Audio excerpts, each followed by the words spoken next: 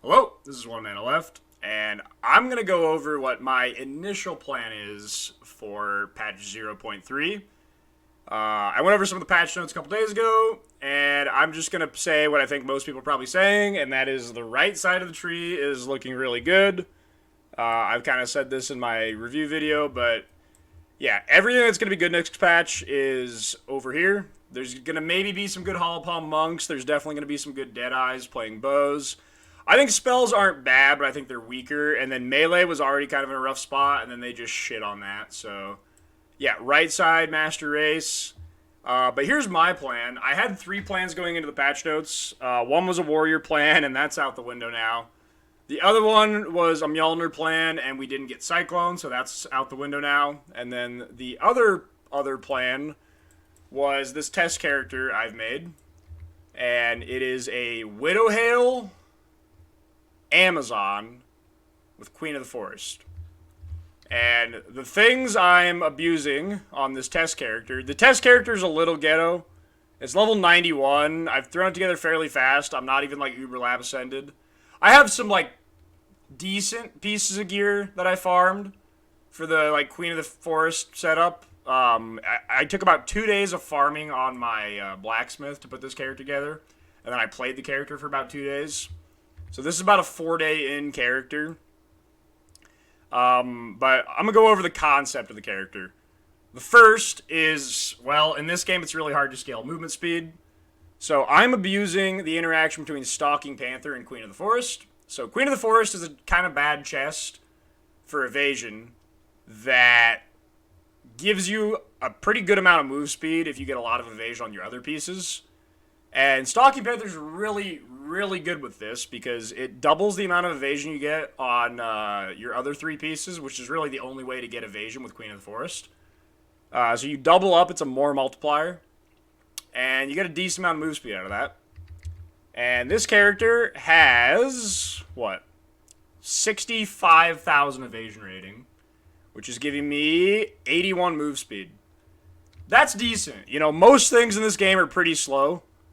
And getting a character that in this level investment's already 81 move speed is pretty good. I think this character on like giga high budget, you're probably talking like somewhere between 100 and 125 on like the super, so like 80 to 100k instead of 65k. There's also the upcoming like Abyss mods in 0.3, so some of the armor Abyss pieces might give you like, you know, 30% evasion rating. Like, they showed a bow in the demo that was able to roll 3 choices, and one of the choices was, like, added fizz damage. And it wasn't, like, tyrannical or anything, but it was, like, you know, 25% fizz damage or something. So I'm guessing that's going to be the same across most gear mods, so I'm guessing we'll be able to get even more evasion with some of the Abyss mods, but we don't know that list yet. So yeah, I'm thinking that this character, my test character is 81, but I'm guessing we'll be able to get, like, over 100. I already could on this character, but maybe like the super min-max version in 0.3 with all the Abyss mods, and there's like, they showed the Sanctified Divine that can make mods roll like 120%. You might be able to push like 140 or 50, but yeah. The build utilizes the Huntress node Stalking Panther with Queen of the Forest. The second thing interesting that this setup does is I'm using Widowhail. So Widowhail with a quiver, this is not like a turbo endgame one, is a pretty good combo. They're nerfing the crit multi next league, but you don't. That's actually not even best in slot. I POB'd it, but this setup could have way, way, way more damage if I had like the plus gem level. Because if I had on this character right now, if I had the plus 2 gem level instead of like Dex, I'd have plus 9 gem levels. And I can certainly sustain the cost on this character. Once I got like the Uber Ascension, I would have the life flask supply to mana and had to have infinite mana to sustain that. But I couldn't when I did the initial testing, so I didn't go for a plus 2. They're also adding a node here that gives Ellie damage, can leech mana, which I don't even think will be necessary with the life gives mana. But yeah, Widowhail has a downside though, and that's you don't really get much crit. Because it's a 5% base crit item. So trying to scale some crit multi from different spots with like cooked and this wheel, and then you can get multi on the quiver, is kind of bad on a 5% base crit item. However, I'm I'm accuracy stacking down here with the Huntress node that gives you extra accuracy, gives you flat crit. And next patch, they're reducing this from 25 to 15. However, they're lowering monster evasion by 30%. They're capping the accuracy penalty at distance, which is currently not in the game. They're buffing the amount of accuracy you get from dexterity from 5 to 6. And they're doubling the amount of inherent character accuracy you get from leveling from 3 per level to 6 per level. So you'll actually have a lot more evasion next patch, or a lot more accuracy next patch to slightly offset this nerf. But I'm pretty overkill right now. If you look at this character right now, I have 16.5k accuracy. And so even though I'm using a Widowhail that has 5% base crit, look at the crit chance on the character sheet. 118 to 137. Even though I'm using a Widowhail, I have a lot of crit. And then I have plus 552 crit chance. Is this corrupted? No, it's not. So yeah, 6.52 times damage from that. So really the only things that matter is these two nodes for this combo.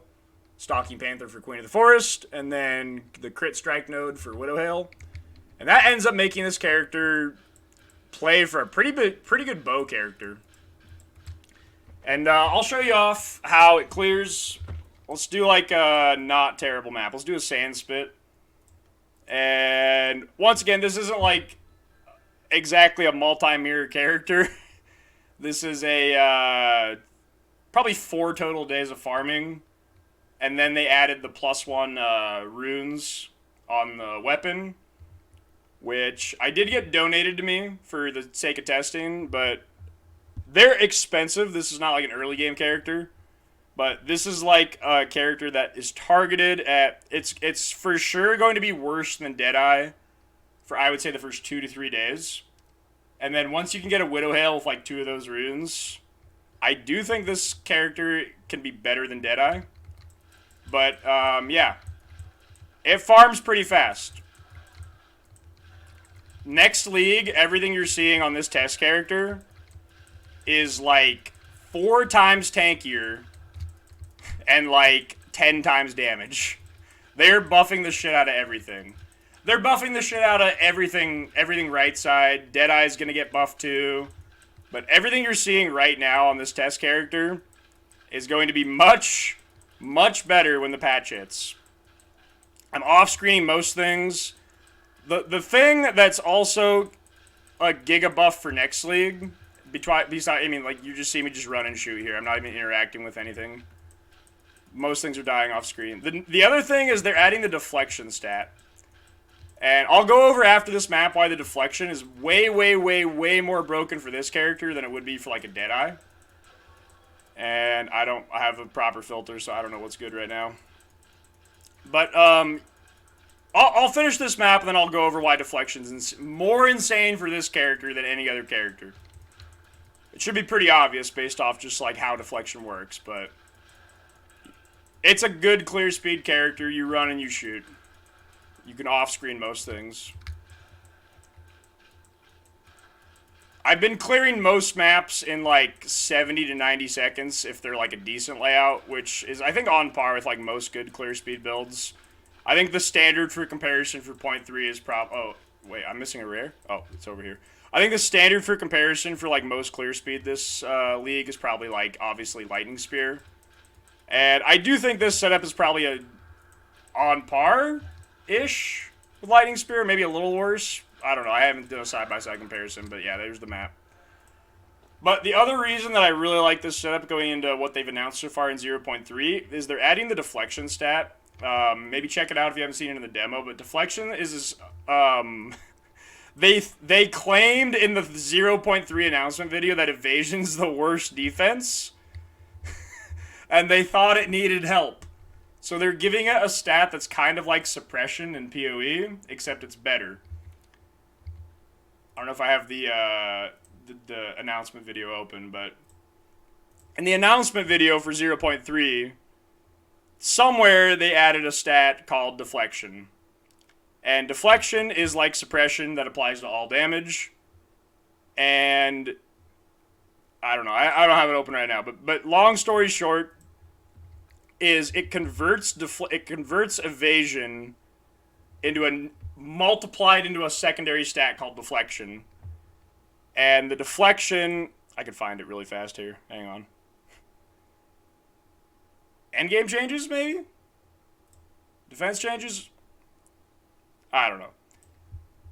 It takes your current evasion rating, and then it gives you a multiplier for how much of that is converted to a stat called deflection.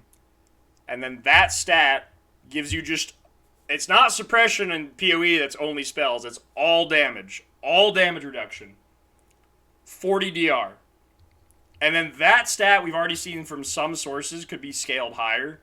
Not probably that high, but just like in PoE, how suppression has like inveterate 3%, the mastery 3%, tricksters 10%. So the 50% suppression in PoE can be scaled up to like 66 best case for like a trickster. They showed a rune that has a limit of 1 that gives you 3%. There are passives on the tree that give deflection. And I'm guessing there's maybe going to be 1 or 2 sources on the tree that give maybe max deflection. Maybe. So it's we know 40% reduction for damage taken. There's at least 1 source they've shown for a rune that gives 3% additional deflected amount. So I'm guessing on a good endgame character, they've said it can go to 100%. There's no cap on evasion like 95. And by the way, this character is well over 95 evasion, right? 65k is well over 95. I take off my boots, I'm still 95. This character's like turbo over 95.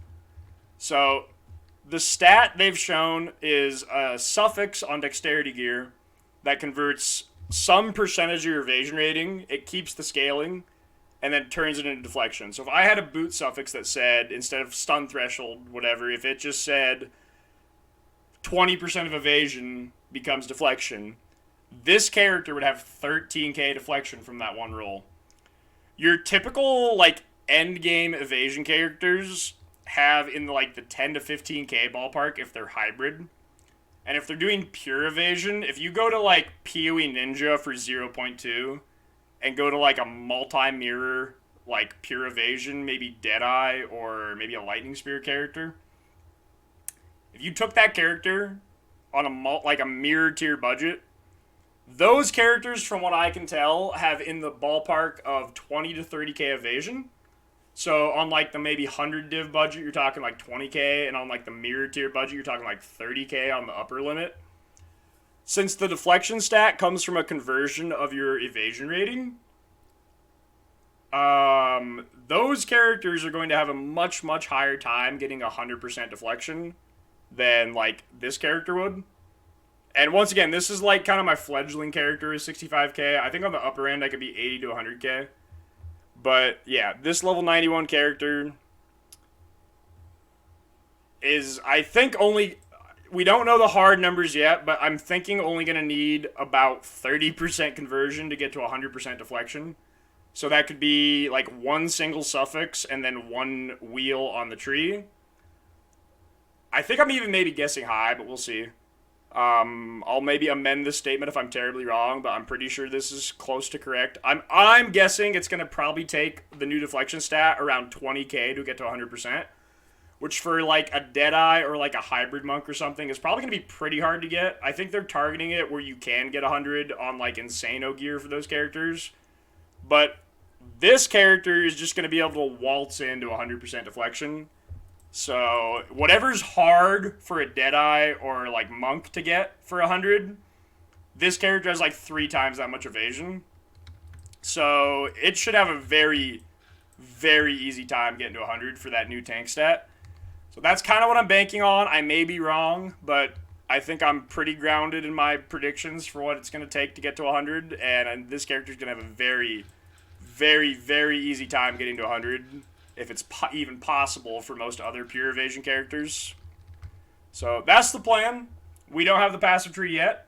We don't have the new the Abyss stats yet.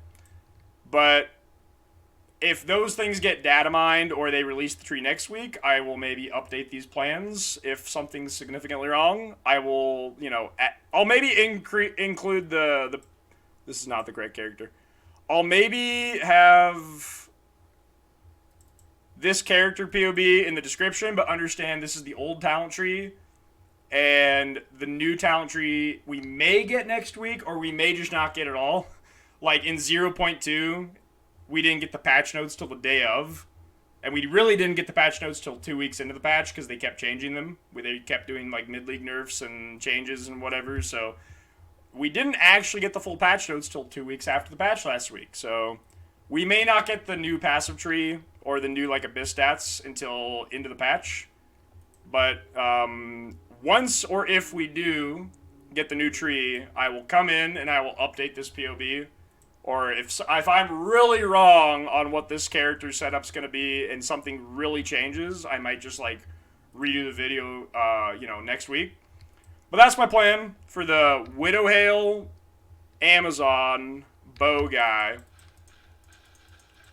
And, oh yeah, Lightning Rod is the single target. It doesn't really play too different than like the standard Lightning Arrow, Lightning Rod setup, but Lightning Rod in general is getting a big buff too because of the support gem change. I forgot to mention that.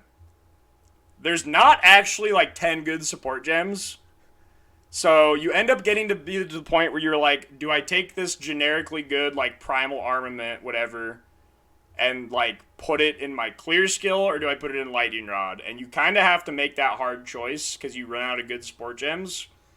But next patch, they're changing the support gem limit, and they're getting rid of it. So all those generically good, like, added lightning primal armament skills that you have to pick one or the other, you end up getting to put like these garbage support gems in my lightning rod setup, and you end up getting to put them in both. So that's actually an insane buff for the generic like lightning arrow lightning rod setup, is that you very quickly right now run out of good support gems, and next patch you can just take your 5 best support gems and put them in both. So that's gonna, for me, end up being about a 50% buff to my lightning rod, and then like unchanged for my lightning arrow. But, yeah. That's the plan. I'll update if I need to, and I'll see you guys Friday for the plan. Thanks for watching.